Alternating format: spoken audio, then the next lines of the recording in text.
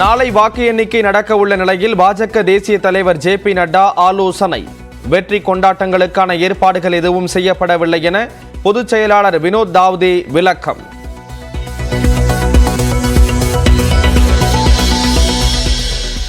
மும்பை பங்குச்சந்தை சென்செக்ஸ் 2507 புள்ளிகள் உயர்ந்து 76,468 வர்த்தகமானது. தேசிய பங்குச்சந்தை குறியீட்டு எண் நிப்டி 733 புள்ளிகள் அதிகரித்து 23,263 புள்ளிகளில் வணிகமானதால் முதலீட்டாளர்கள் மகிழ்ச்சி.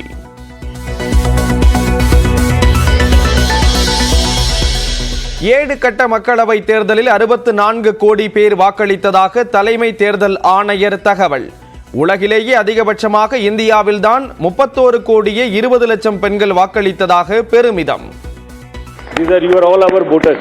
So we thank you all. We salute all our voters, all our women voters who have really come and voted in this election.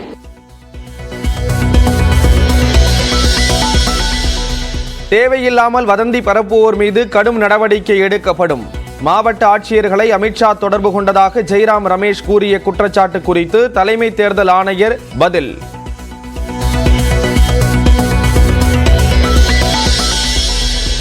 அனைத்து விதமான கிரிக்கெட் போட்டிகளில் இருந்தும் ஓய்வு. இந்திய வீரர் கேதர் ஜாதவ் அறிவிப்பு.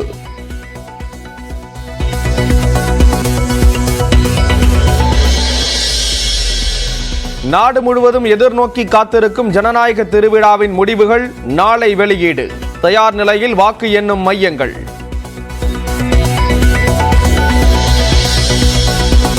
முன்னாள் முதலமைச்சர் கருணாநிதியின் பிறந்த நாளை ஒட்டி அவரது நினைவிடத்தில் முதலமைச்சர் மு.க. ஸ்டாலின் மரியாதை.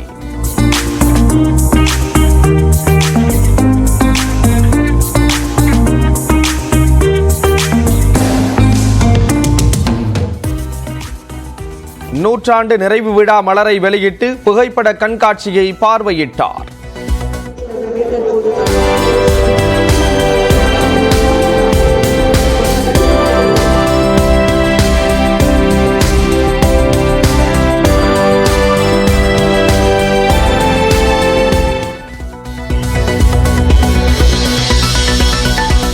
முன்னாள் முதலமைச்சர் கலைஞர் கருணாநிதியின் பிறந்த நாளை ஒட்டி பிரதமர் மோடி வாழ்த்து.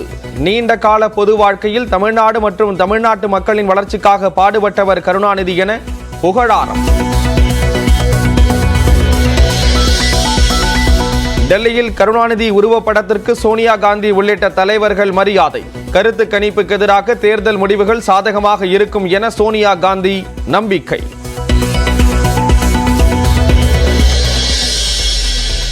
இந்தியா கூட்டணியின் வெற்றியை நாளை கொண்டாட காத்திருக்கிறோம். கருணாநிதி பிறந்த நாளில் சோனியா, ராகுல் உள்ளிட்டோர் மரியாதை செலுத்தியதை குறிப்பிட்டு எக்ஸ் தளத்தில் முதலமைச்சர் ஸ்டாலின் பதிவு. வேலூர், கோவை உள்ளிட்ட 8 மாவட்டங்களில் இன்று கனமழைக்கு வாய்ப்பு. வானிலை ஆய்வு மையம் தகவல். ஈரோடு மாவட்டம் நம்பியூர் அருகே கனமழை. 2000 வாழை மரங்கள் சேதம்.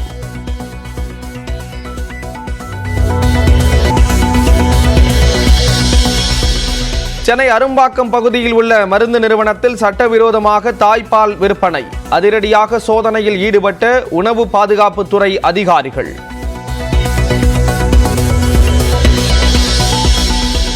சென்னையில் 350 தாய்ப்பால் பாட்டில்களும் 188 தாய்ப்பால் பவுடர் பாக்கெட்டுகளும் பறிமுதல். பெங்களூருவிலிருந்து தாய்ப்பால் கொண்டுவரப்பட்டு விற்பனை செய்யப்பட்டதாக தகவல். பழனி அருகே அரசு பேருந்தின் முன்பக்க சக்கரம் திடீரென கழன்று ஓடியதால் பரபரப்பு. ஓட்டுநர் சமயோஜிதமாக செயல்பட்டு பேருந்தை நிறுத்தியதால் பெரும் விபத்து தவிர்ப்பு.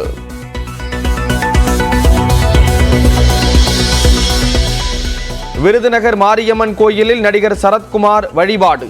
மனைவி ராதிகா வெற்றி பெறுவதற்காக அங்க பிரதர்ஷனம் செய்தார்.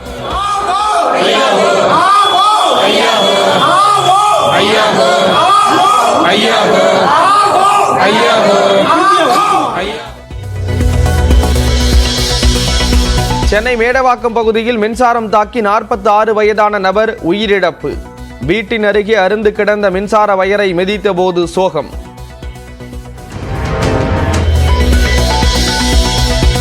வி.கே. பாண்டியன் தொடர்பான கேலிச்சித்திர வீடியோ மூலம் தமிழர்களை பாஜக அவமதித்ததாக திமுக குற்றச்சாட்டு. ஒட்டுமொத்த தமிழினத்தையும் பாஜக அவமதித்துள்ளதாக முன்னாள் அமைச்சர் ஜெயக்குமார் கண்டனம்.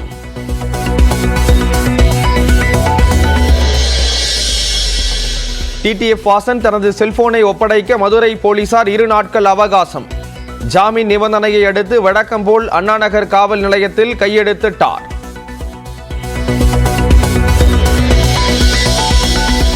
கோவை மருதமலை பகுதியில் சிகிச்சை பெற்று வந்த பெண் யானை காட்டுக்குள் அனுப்பி வைப்பு. காயம் குணமடைந்ததை அடுத்து வனத்துறை நடவடிக்கை.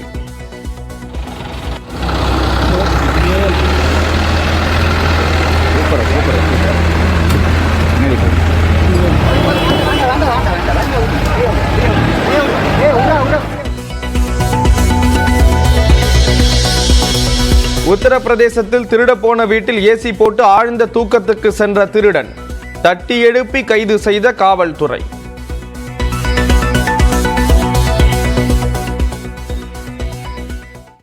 உலகின் மிகப்பெரிய ஜனநாயக திருவிழாவான இந்திய மக்களவைத் தேர்தல் மக்கள் பேராதரவுடன் நடந்து முடிந்த நிலையில் அதன் இறுதி நிகழ்வான வாக்கு எண்ணிக்கையை நாளை அதிகாலை 5:30 மணி முதல் நியூஸ் 18 தமிழ்நாடு நேரடியாக ஒளிபரப்புகிறது.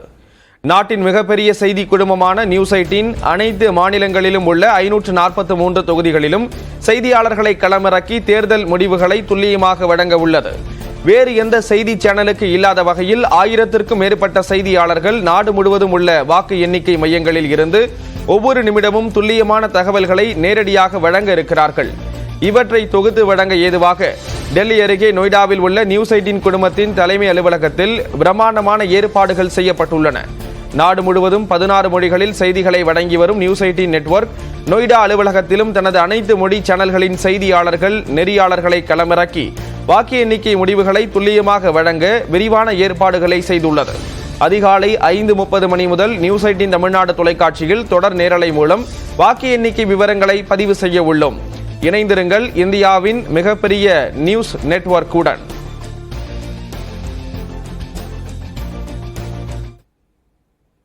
ஒடிசா, மேற்கு வங்கம், ஆந்திரா ஆகிய 3 மாநிலங்களில் யாருடனும் கூட்டணியின்றி ஆளுகின்ற கட்சிகளுக்கு அதிக மக்களவை தேர்தல் இடங்கள் கிடைத்தால் அவர்கள் கிங் மேக்கர்களாக மாறலாம் என எதிர்பார்க்கப்பட்டது. அது நடக்குமா? அது பற்றி அலசுகிறது இந்த சிறப்பு தொகுப்பு.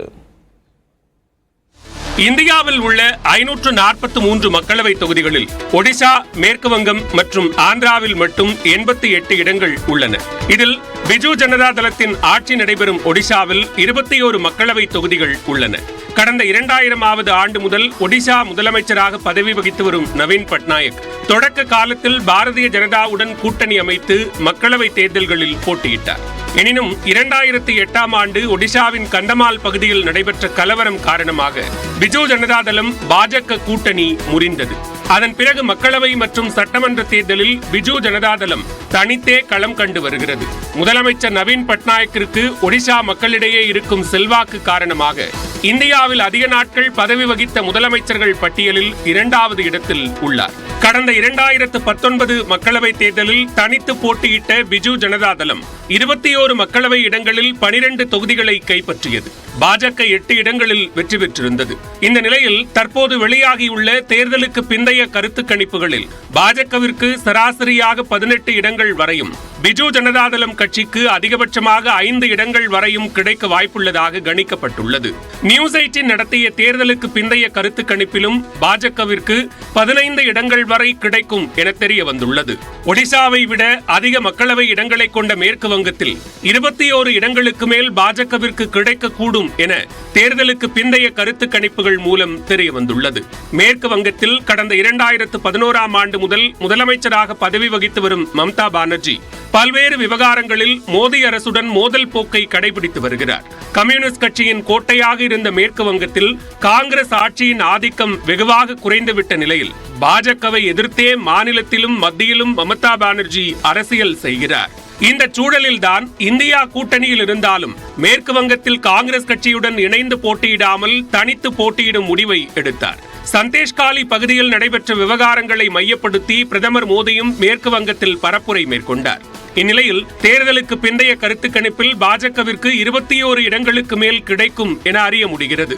கடந்த 2019ஆம் ஆண்டு கிடைத்த 18 மக்களவை இடங்களை விட பாஜகவிற்கு இம்முறை அதிக இடங்கள் கிடைக்க வாய்ப்புள்ளதாக கருத்து கணிப்புகளில் தெரிவிக்கப்பட்டுள்ளது. அக்கட்சியினருக்கு கூடுதல் மகிழ்ச்சியை கொடுத்துள்ளது. இதேபோன்று 25 மக்களவை தொகுதிகளை கொண்ட ஆந்திராவில் பாஜக மற்றும் தெலுங்கு தேசம் கூட்டணிக்கு மாபெரும் வெற்றி கிடைக்கும் என்று எதிர்பார்க்கப்படுகிறது. தேர்தலுக்கு பிந்தைய கருத்து கணிப்புகளின்படி பாஜக கூட்டணி 20க்கும் மேற்பட்ட மக்களவை இடங்களில் வெற்றி பெறும் என தெரிகிறது. கடந்த 2019 மக்களவை தேர்தலில் ஆந்திராவில் தனித்து களம் கண்ட பாஜக ஒரு தொகுதியை கூட கைப்பற்றவில்லை. எனினும் இம்முறை சந்திரபாபு நாயுடுவின் தெலுங்கு தேசம் மற்றும் பவன் கல்யாணின் ஜனசேனா கட்சிகளுடன் கூட்டணி அமைத்து போட்டியிட்ட பாஜக குறைந்தபட்சம் 20 இடங்களை வெல்லும் என தேர்தலுக்கு பிந்தைய கருத்து கணிப்புகளில் தெரிய வந்துள்ளது.